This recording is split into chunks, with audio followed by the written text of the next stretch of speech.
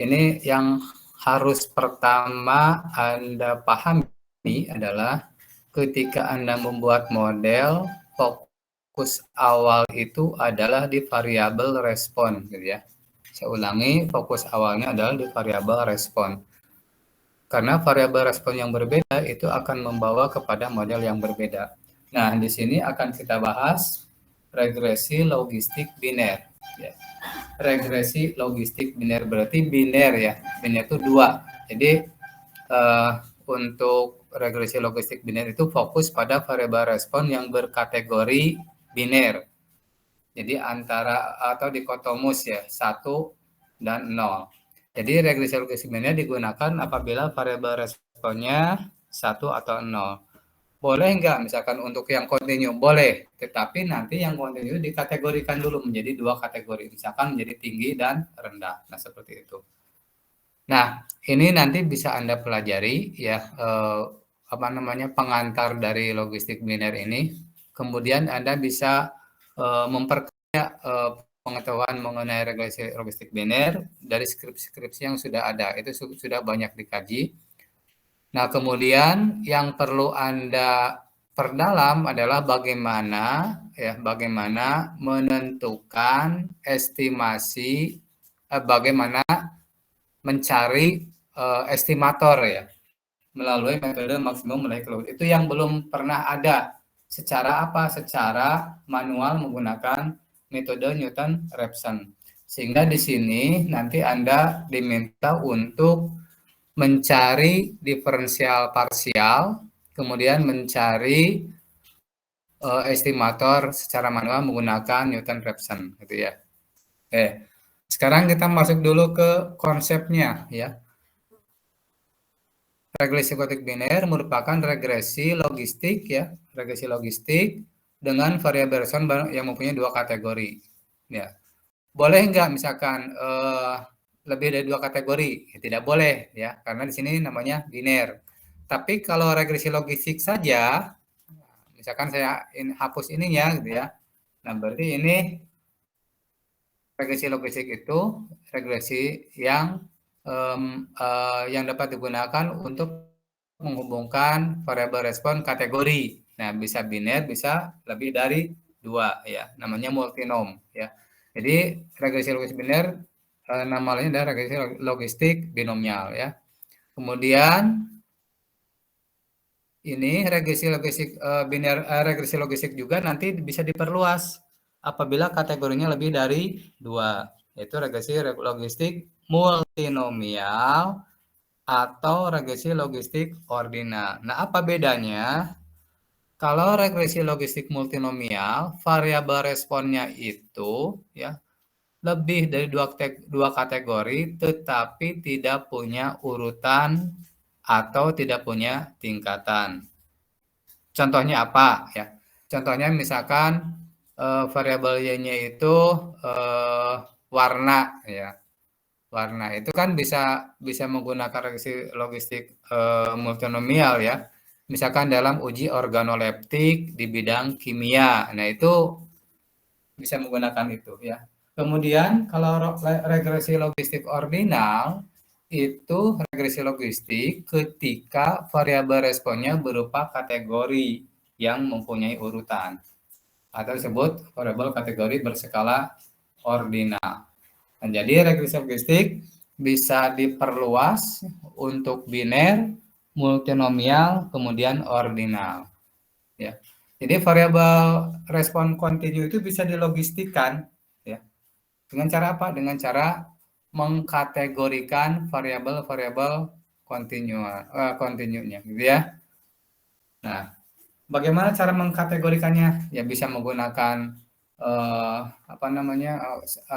cut off kuartil ya.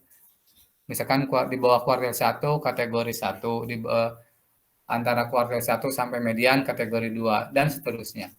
Nah, tetapi nanti akan berdampak terhadap bagaimana cara menginterpretasikannya. Oke, kita lanjutkan. Nah, regresi logistik ordinal merupakan yang sudah ya. Nah, ada beberapa yang saya cut. Nah, ini sebenarnya tadinya akan saya jelaskan pas offline gitu ya, menggunakan papan tulis ya, tetapi sekarang kan musim hujan, kemudian terlalu sore gitu ya.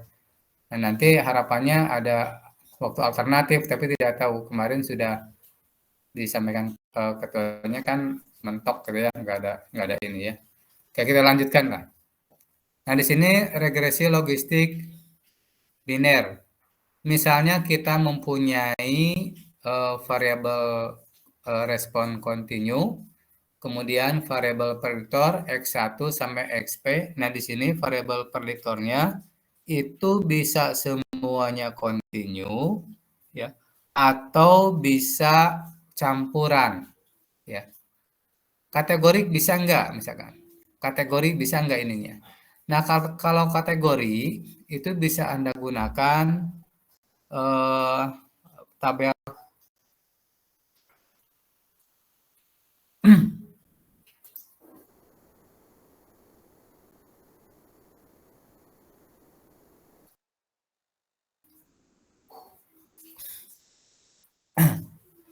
Oke, dilanjut ya, dilanjutkan.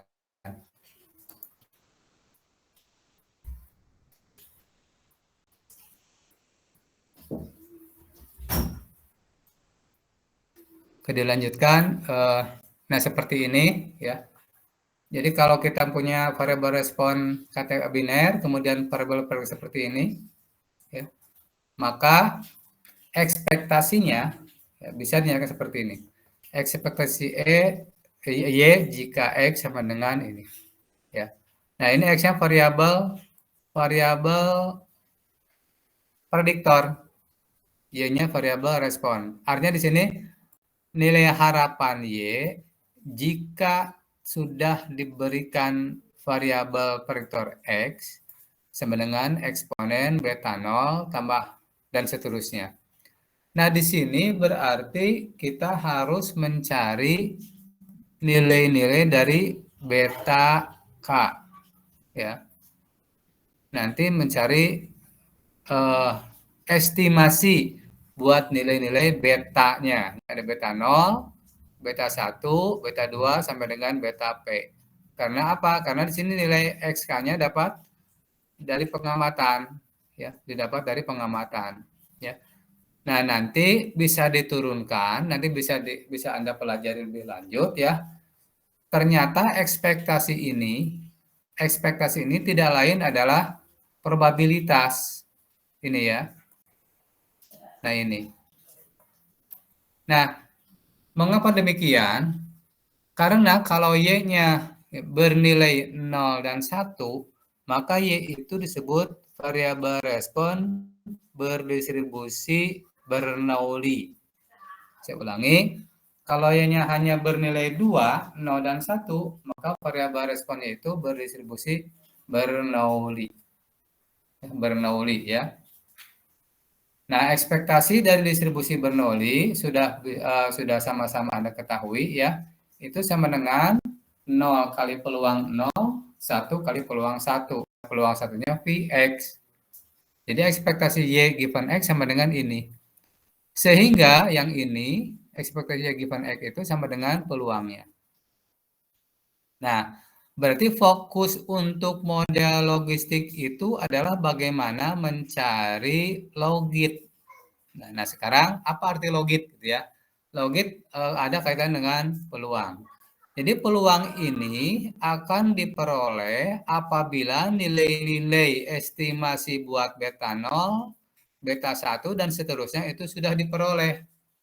Nah, berarti permasalahannya adalah bagaimana untuk mendapatkan beta 0 dan beta 1 serta beta 2 dan seterusnya. Nah, itu nanti adalah tugas Anda ya. Nanti kita bahas pada saat offline bagaimana cara menentukannya. Ya, tapi Anda cari dulu bagaimana diferensial parsialnya gitu ya. Dan Newton Raphson-nya. Kemudian nanti kita praktek ya menggunakan R ya. Secara manual ada ya ininya apa namanya Newton Raphson-nya, secara R nanti dipraktekkan juga.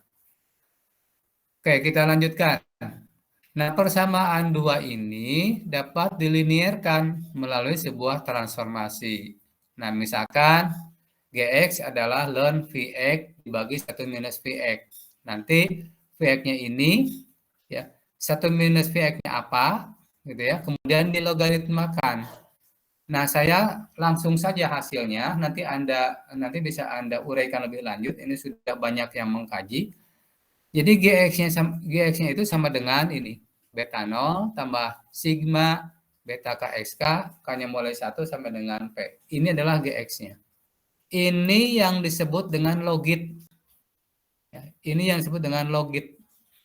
Jadi Gx itu disebut dengan logit ya. Nah, fungsi logit. Jadi fungsi logit itu adalah fungsi dari ini. Ln Vx dibagi 1 minus Vx. Itu adalah logit. Ya.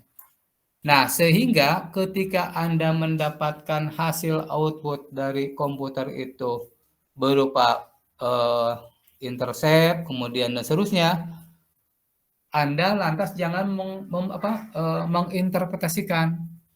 Jika X naik satu satuan, maka Y naik satu. Enggak seperti itu.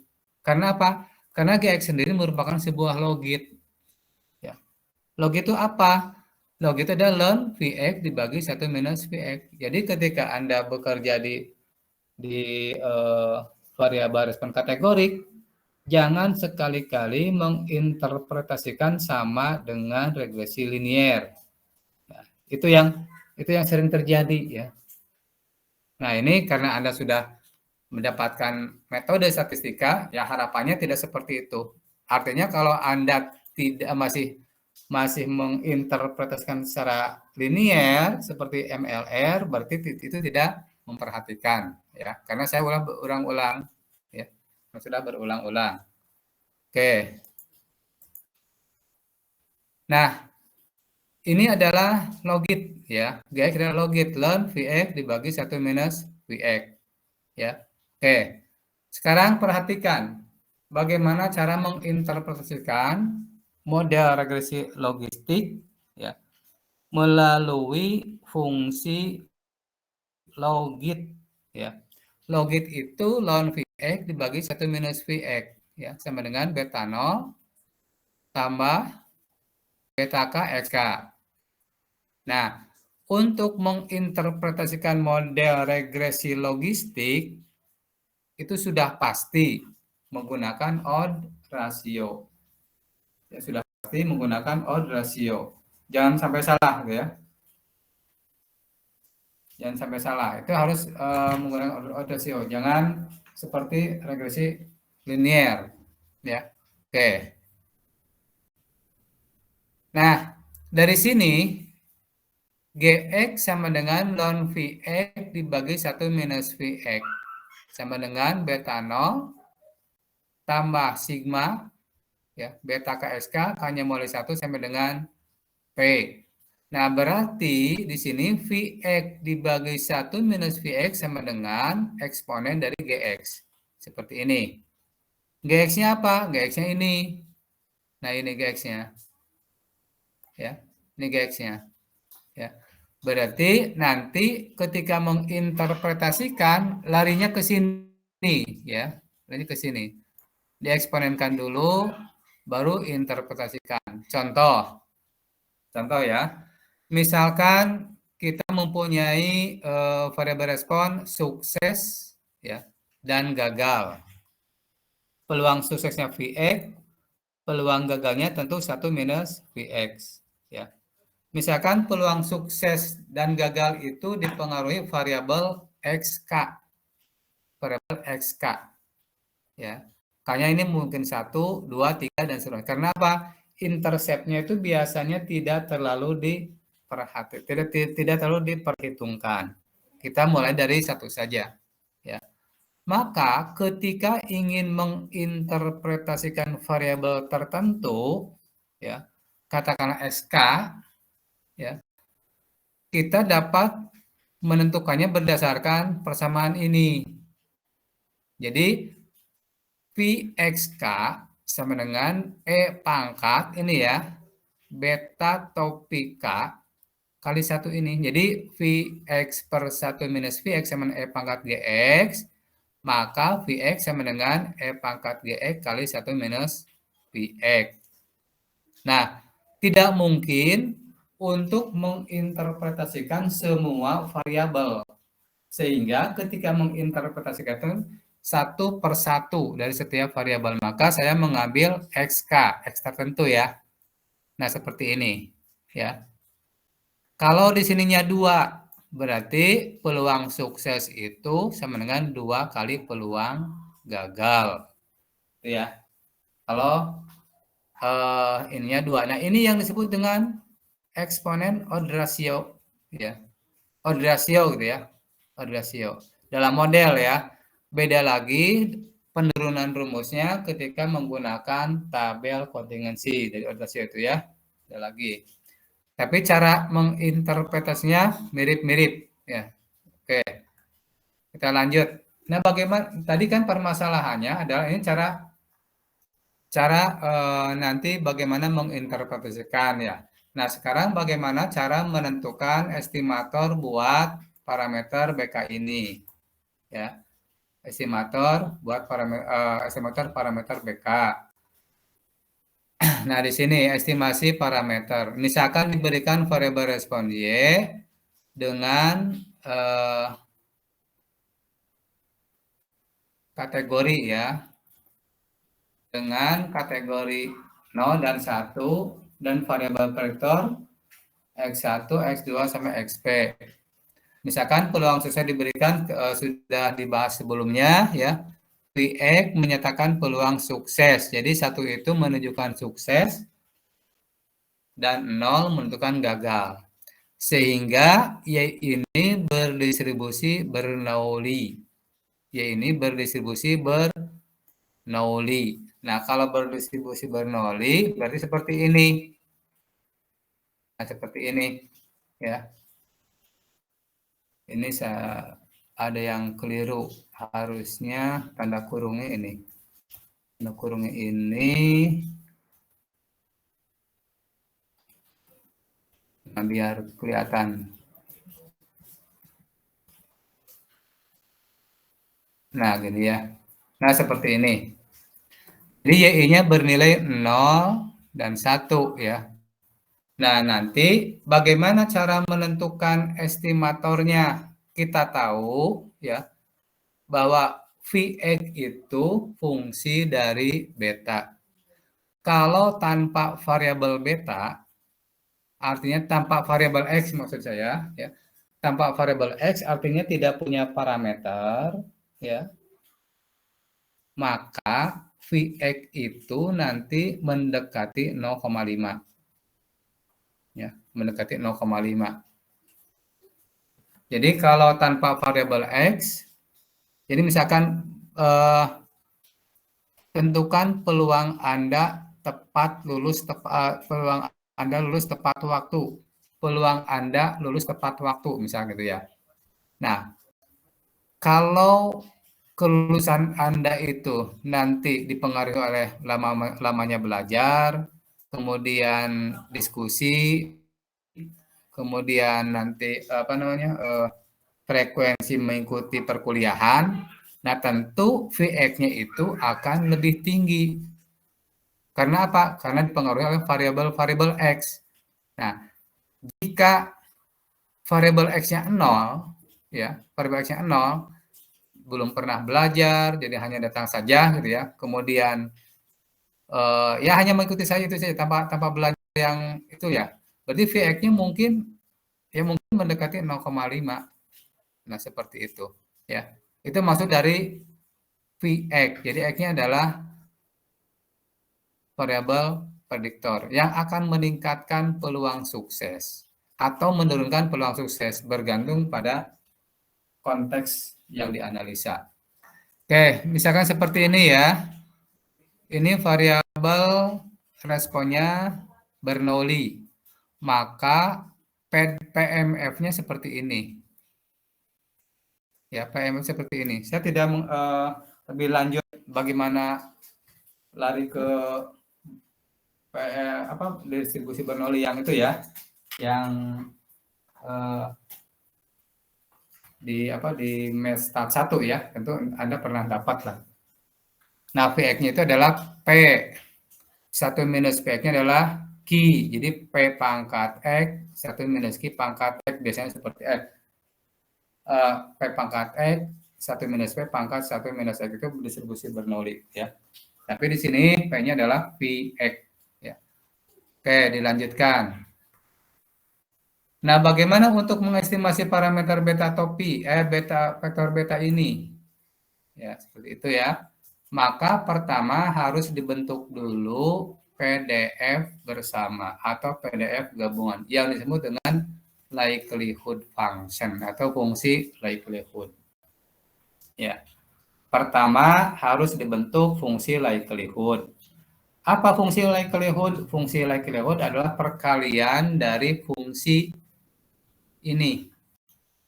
Perkalian dari fungsi ini. Ya. Ini kan PMF-nya ini ya, sama dengan ini. Ini berlaku untuk I-nya mulai 1 sampai dengan N. I-nya mulai 1 sampai dengan N. Nilai Y sendiri 0 dan 1. Gitu ya. Ini peluangnya. Ya, ini peluangnya. Nah, seperti itu ya. Nah, kemudian setelah dibentuk likelihood, ketika ingin menurunkan tentu akan sulit. Mengapa sulit? Karena ini ada perkalian. Ya. Bisa Anda bayangkan, Anda mempunyai sebuah fungsi, N buah fungsi, kemudian Anda akan menurunkannya, ya, nanti akan sulit cara mendapatkan diferensial parsialnya. Maka ditransformasi ke log likelihood. Ya, ditransformasi ke log likelihood. Sehingga yang ini, ya, misalkan L beta, L besar beta sama dengan ln L kecil beta. L kecil betanya ini kemudian nanti dilenkan, ini dilenkan. Nah, saya tidak tahu ya, banyak yang masih salah ketika melenkan fungsi ini. Banyak yang masih salah. Itu kan kalkulus 1 ya, 1. Nah, artinya apa? Kalau lenkan salah, nanti ke sini akan salah. Dan ke bawahnya pun akan salah. Ini jangan sampai terjadi ya ketika Anda ingin mengestimasi parameter, ternyata salah menurunkan. Oke, kita lanjutkan. L besar beta seperti ini. Kemudian dilenkan dari yang ini ya. Kemudian sifat-sifat logaritma dari ln A kali B sama ln A tambah ln B gitu kan ya. Berarti kalau ln V mulai 1 sampai dengan N ini sama dengan ln ini. Langsung saya ke sini. Karena asumsinya Anda pernah dapat kalkulus ya. Berarti tidak menjadi masalah yang signifikan lah terkait dengan cara mentransformasi ke logaritma natural. Ya. Sehingga dari sini nanti diperoleh ini ya, diperoleh ini. Nah, ini belum sederhana. Mengapa? Karena masih memuat ini ada YI. Nah, YI ini digabungkan. YI ln VXI per 1 minus VXI tambah ini. Sehingga diperolehlah hasil akhirnya seperti ini. Nah, ini hasil akhirnya. Ya, hasil akhirnya ini. Nah, sekarang kita lihat nih. Kita lihat. Apa yang akan kita turunkan, fungsi ini, fungsi L beta ini, ternyata merupakan fungsi yang tidak linier. Ya, fungsi yang tidak linier. Coba di sini bisa Anda perhatikan, di sini fungsi dari beta. Sementara ruas kanannya itu seolah-olah ya, seolah-olah tidak memuat beta. Tapi sebenarnya Vx sendiri merupakan fungsi dari beta. Ya. Vx sama dengan eksponen Gx dan seterusnya. Gx-nya ini. Nah, ini ya, Gx-nya ini. Artinya ini adalah fungsi komposisi. Artinya fungsi komposisi. Ya. Nah, harapan saya adalah ada dari di antaranya dari Anda itu bisa menentukan diferensial parsial, kemudian nanti lari ke Newton-Raphson untuk mendapatkan estimator betanya. Ya, untuk mendapatkan estimator betanya. Oke. Nah, karena ini fungsi yang tidak linier, maka untuk mendapatkan estimator dari parameter ini menggunakan pendekatan, ya, pendekatan. Nah, pendekatan yang digunakan umumnya menggunakan Newton-Raphson. Mengapa saya menggunakan istilah umumnya? Karena untuk metode numerik sendiri ya, untuk mengoptimasi maksimum atau minimum fungsi ya, itu banyak metode yang bisa digunakan ya. Ada golden section, ada Newton-Raphson, ada BFGS ya, banyak gitu ya. Nah, di sini yang paling sederhana adalah menggunakan Newton-Raphson. Sehingga nanti tugas Anda adalah mencari estimator menggunakan Newton-Raphson. Nah, cukup misalkan 3 iterasi. Nanti komplitnya bisa menggunakan software R ya untuk Newton-Raphson. Nah, oke kita lanjut ya.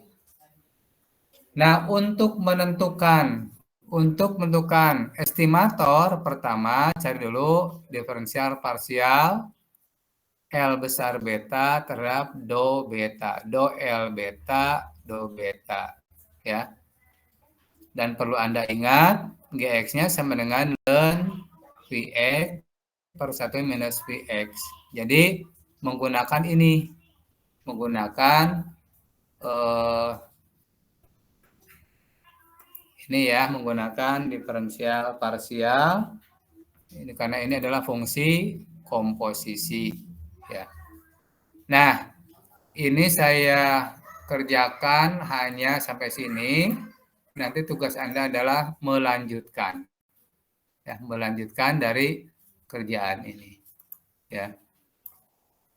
Oke. Sampai mendapatkan beta topi. Ya, sampai mendapatkan beta topi. Apa arti beta topi? Beta topi itu yang membuat nilai log likelihood-nya itu mendekati 0. Nah, mengapa disebut mendekati 0? Karena tidak persis sama dengan 0.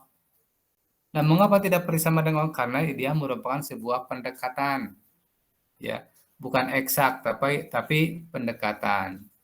Ya. Jadi mendekati 0 ya. Menggunakan metode ini. Menggunakan metode Newton-Raphson ya. Nah, saya bold ini. Jadi ini PR-nya ini. Cari turunan parsial, kemudian cari pendekatan numerik menggunakan ini ya untuk fungsi log likelihood yang sudah ada ini. Oke, sampai sini ada pertanyaan? Silakan.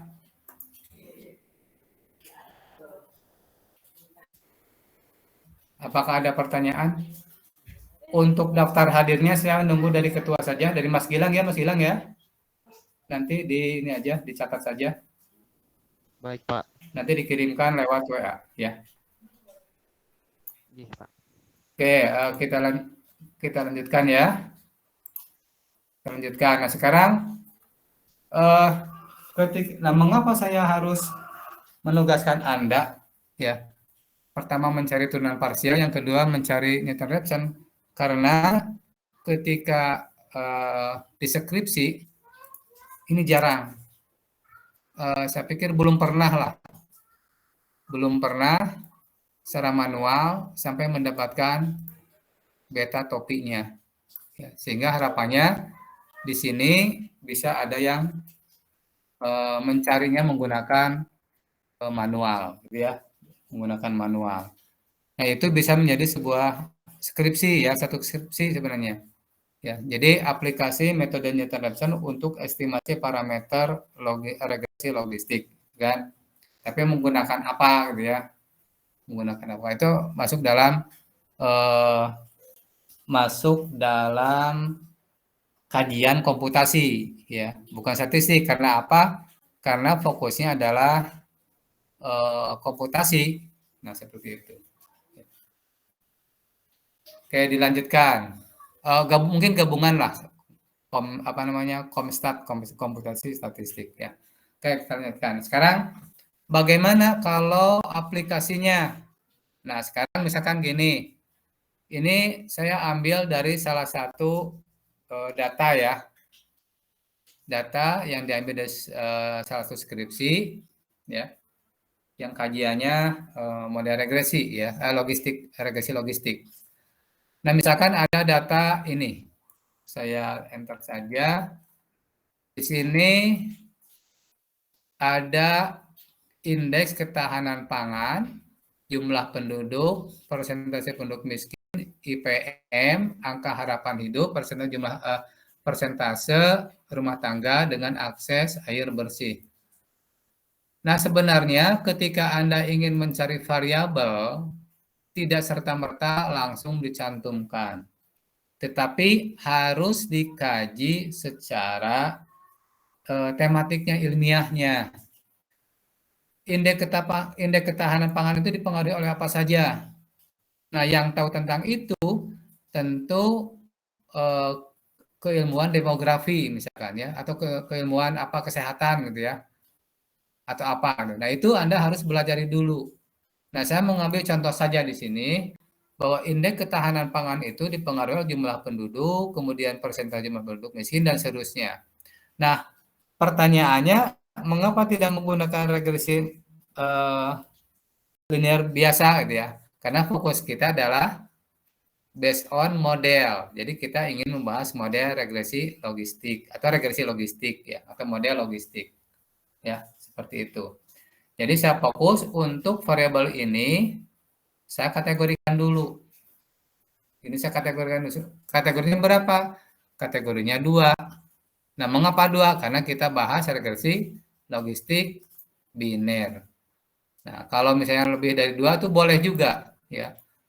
Nanti bagaimana mengklasifikasikannya itu harus berdasarkan keilmuannya. Ya, jangan sembarangan. Misalkan ketika indeks ketahanan pangannya itu lebih dari 75 misalkan. Berarti itu masuk kategori apa gitu ya. Rawan pangan atau ketahanan pangan sedang atau sangat tahan gitu ya. Nah, seperti itu.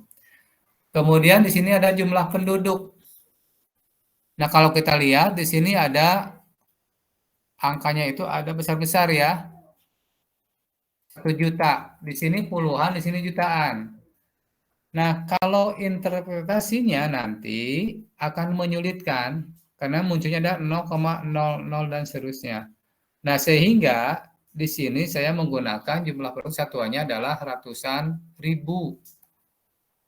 Jadi kalau ratusan ribu harus dibagi dulu dengan 100 ribu. Sehingga nanti 17,19564 itu diganti dengan 17,19504. Nah, dan seterusnya. Sehingga apa? Sehingga di sini relatif seragam nih. Ini puluhan, puluhan, puluhan, puluhan, puluhan. Sehingga ini nanti akan menjadi lebih mudah ketika menginterpretasikannya. Ya. Jadi kalau menginterpretasikan, diingat-ingat satuannya apa. Ya. Di sini saya buat 100.000. Oke. Ini misalkan saya simpan di direktori tertentu ya. Itu berdasarkan kemudahan saja ya, berdasarkan kemudahan misalkan direktori D apa gitu ya. Nah, seperti itu. Nah, sekarang kita lari ke ini ya, ke aplikasinya. Ini terlihat ini.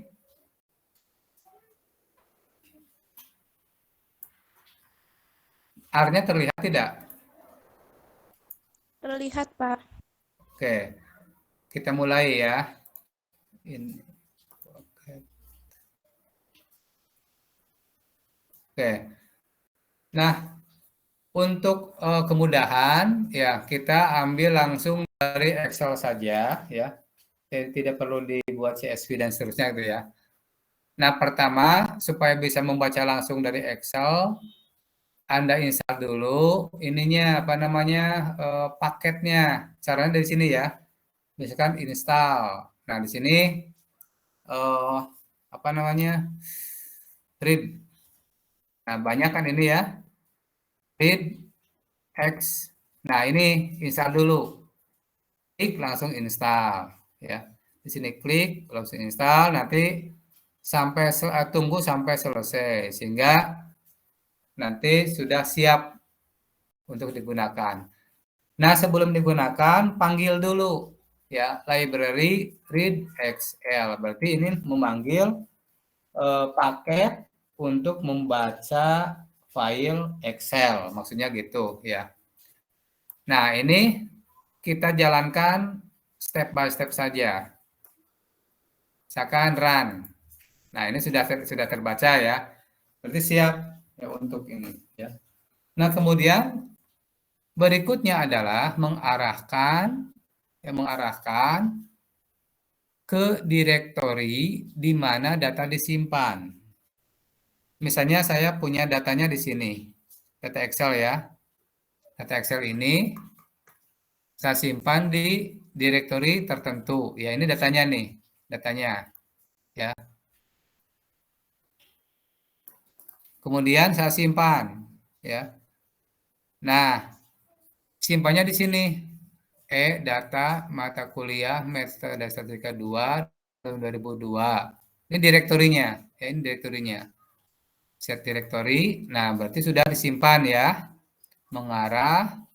Mengarahkan direktori ke data di mana data disimpan ya. Kemudian sekarang panggil datanya. Nama filenya ini data 9. Data 9 artinya saya menggunakan data 9 itu data untuk pertemuan ke-9 gitu ya, data 9.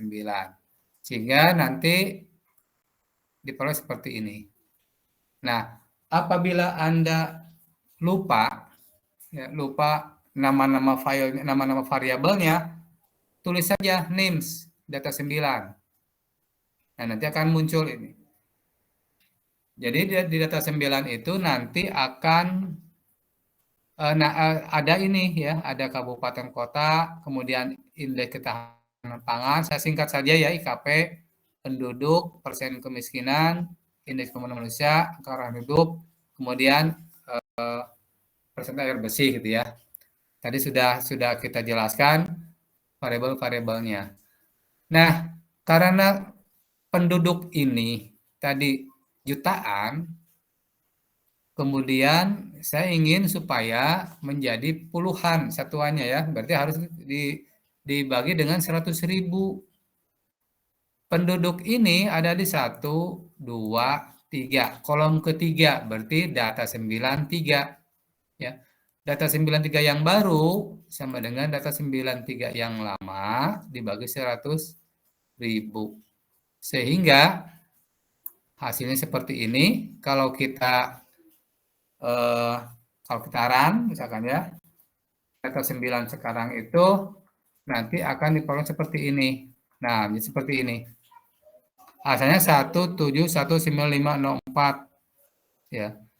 Dibagi 100.000 jadi seperti ini. Nah, ini kabupaten, IKP, penduduk, persen miskin, IPM, AKH dan air bersih. Nah, berikutnya kita akan melakukan analisis regresi ya, analisis regresi ya. Jadi analisis regresi itu berarti menganalisis hasil regresi. Nanti yang dianalisis apa? Beta, kemudian kebaikan model, kemudian interpretasi parameter ya.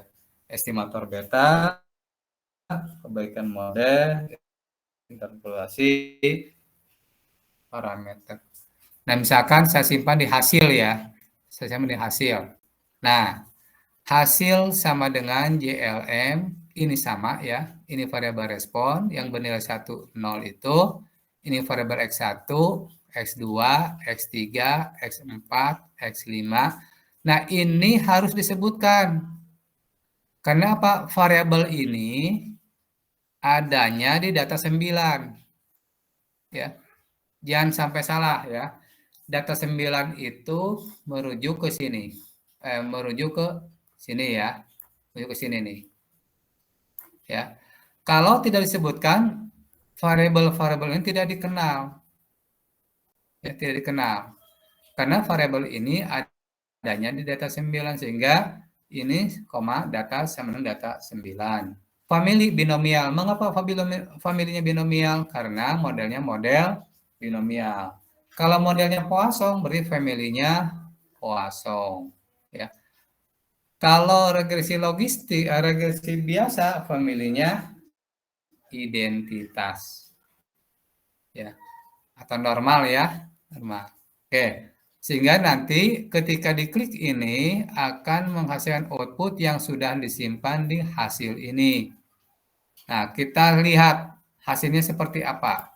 Nah, summary hasil. Jadi untuk melihat tabel ANOVA ya dalam bentuk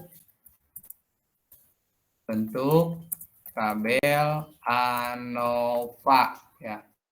Tabel ANOVA. Hasil seperti ini kita lihat. Nah, dari mulai sini ya. Jadi ini memanggil fungsi GLM dan seterusnya. Kemudian kita fokus ke sini, ada intercept, ini beta 0, ini beta 1, beta 2, dan seterusnya. Ya. Ini estimasinya nih, estimatornya nih, 0,33 sekian. Hasilnya 0,051 sekian, berarti ini tidak signifikan pada alfa 5%. Mengapa? Karena P value-nya, ini probabilitas lebih dari mutlak Z itu namanya P value. Ya, P value atau nilai P. Kalau nilai P-nya kurang dari 5%, berarti signifikan pada taraf 5%. Kalau lebih dari 5%, berarti tidak signifikan pada taraf 5%. Nah, ini Anda boleh gunakan alfa 5% atau 10%. Ya. Jangan terlalu besar alfanya, karena alfa itu adalah kesalahan menolak ya. Peluang menolak H0 yang benar kan alfa itu ya. Nah, sekarang di sini kita lihat kalau alfanya 10% atau 0,1 itu ditandai dengan tanda titik. Artinya ini signifikan. Signifikan pada alfa 10%, ini signifikan pada alfa 5%, ini signifikan pada alfa 0,001. Ya. Pada 0,01 ya, 0,01. Ini kan ada 2 nih. 0,01. Ya. Nah, kalau signifikan bagaimana ya? Nanti bisa diinterpretasikan lebih lanjut. Nah, sebenarnya yang dihasilkan yang ada di hasil itu apa saja? Ya. Nah, seperti itu misalkan ya. Nah, nanti Anda tinggal apa namanya? Lihat ya, lihat di view dari hasil ini gitu ya. Oke. Nah, ini yang paling penting, bagaimana menginterpretasikannya. Bagaimana menginterpretasikan. Ya. Ini kita buat bagaimana cara menentukan odd ratio. Rasio atau odd ratio ya. Atau rasio odd gitu ya. Odd ratio. Nah, caranya misalkan kita ingin menginterpretasikan variabel ini nih. Ini kan signifikan pada taraf 10%. Bisa kita lihat di sini eksponen hasil dan seterusnya. Mengapa? Coba kita lihat ya. Ada koefisien dan seterusnya. Jadi yang disimpan di hasil itu apa saja ya.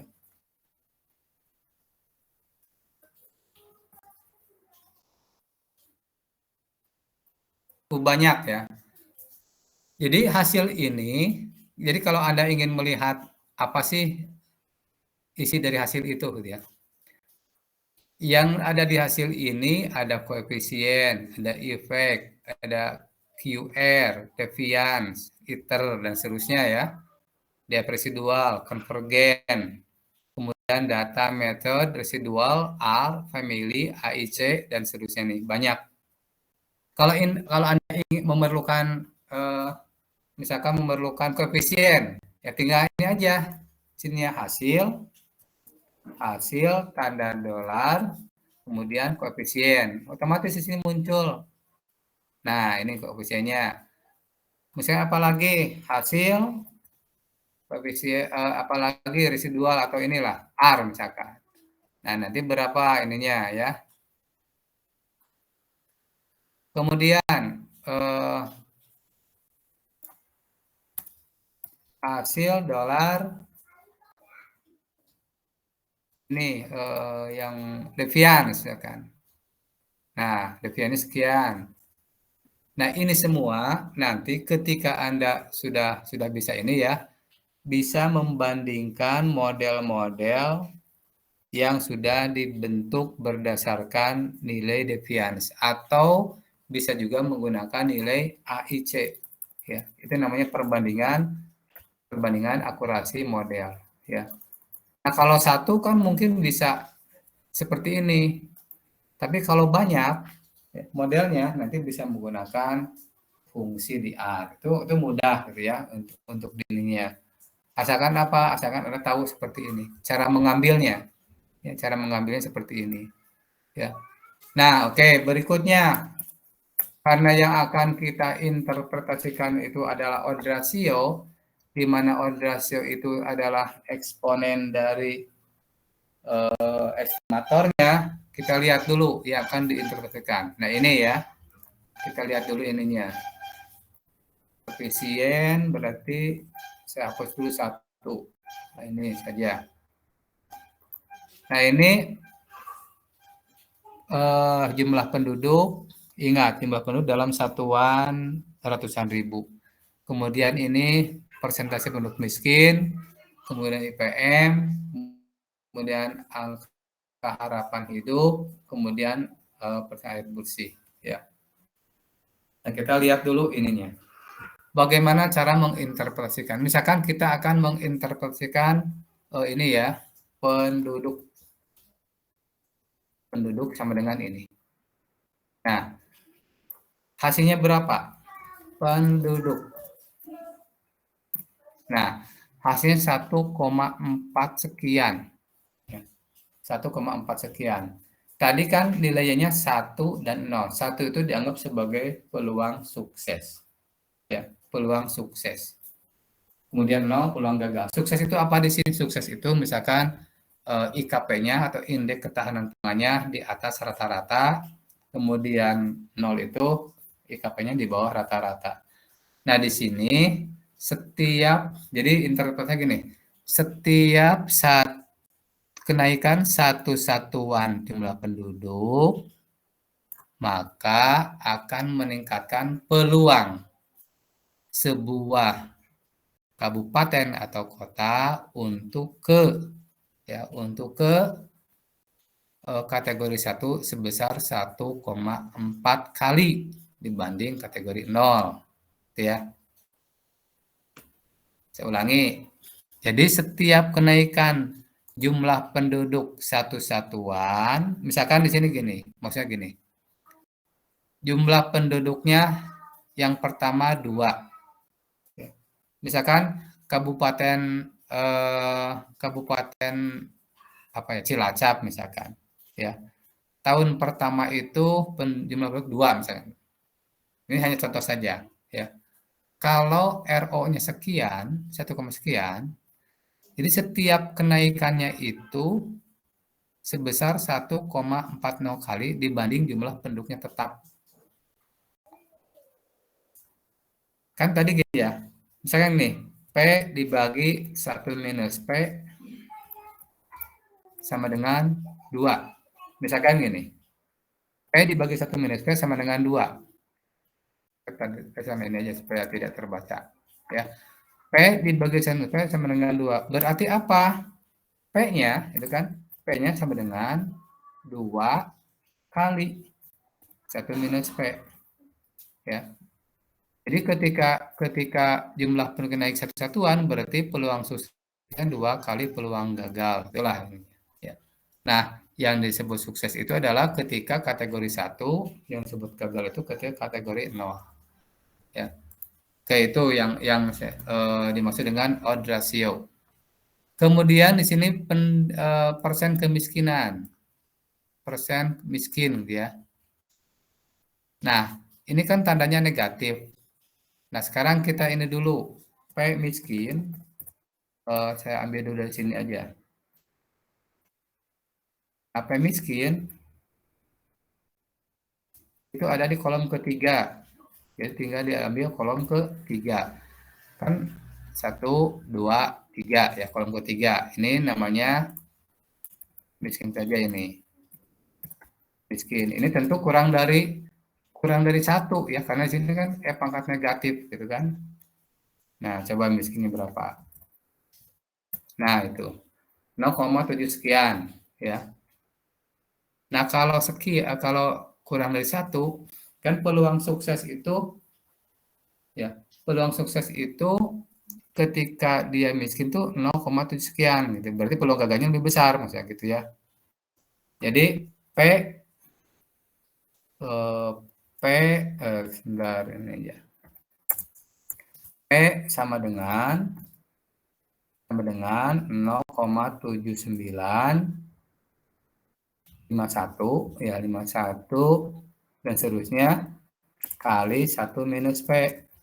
Kalau P-nya sukses, 1 minus P-nya kan gagal gitu ya. Jadi peluang untuk nilai IKP di atas rata-rata itu ya, ketika jumlah penduduk yang miskin bertambah itu akan semakin kecil untuk naik. Jadi intinya akan di bawah rata-rata gitu ya. Nah, seperti ini. Coba dibalik sekarang. Nah, jadi peluang ketika bertambah jumlah penduduk miskinnya itu satu satuan, maka kemungkinan IKP di bawah rata-rata itu 1,25 kali. Gitu ya. Tinggal dibalik sekarang ininya. Jadi peluang gagalnya yang disoroti. Peluang gagalnya 1,25 dibanding peluang suksesnya gitu ya. Jadi banyak lebih besar untuk gagal naik lebih besar untuk masuk ke IKP di bawah rata-rata ketika apa? Ketika jumlah penduduk miskinnya naik. Ketika persen penduduk miskinnya naik gitu. Saya ulangi.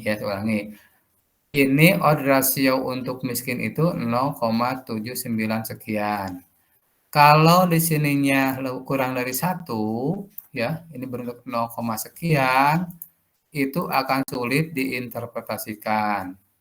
Sehingga nanti yang asalnya P dibagi 1 minus P dibalik menjadi 1 minus P dibagi P, gitu. Dibalik menjadi 1 minus P dibagi P. Sehingga nanti yang 0,79 ini harus dibalik juga. 1 dibagi 0,79 dan seterusnya. Seperti itu. Nah, sehingga diperoleh 1,25 kali dan seterusnya. Berarti peluang suatu peluang kabupaten atau kota untuk masuk ke dalam kategori IKP di bawah rata-rata itu 1,25 kali. Itu ya. Ketika apa? Ketika persen miskinnya naik. Nah, demikian juga untuk yang lainnya. Nanti bisa Anda cari sendiri. Ini saya sudah men-share ya, sudah men-share kodenya di R.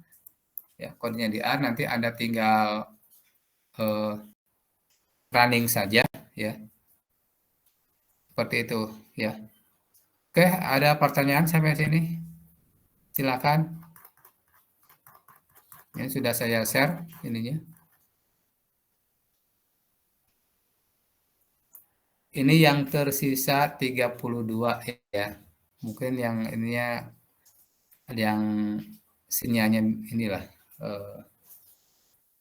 Berapa nih? Oh total ya. Lengkap ya. Ya silakan kalau ada pertanyaan. Kalau sudah jelas, kita tutup saja ya untuk pertemuan hari ini. Jangan lupa PR-nya nanti dikerjakan. Untuk daftar hadirnya saya tunggu dari Mas Gilang ya, Mas Gilang untuk nanti dikirim ya. Bisa japri saja. Oke, untuk hari ini kita cukupkan sampai di sini. Terima kasih. Assalamualaikum warahmatullahi wabarakatuh. Waalaikumsalam warahmatullahi wabarakatuh. Terima kasih Bapak. Waalaikumsalam warahmatullahi wabarakatuh. Terima kasih Pak.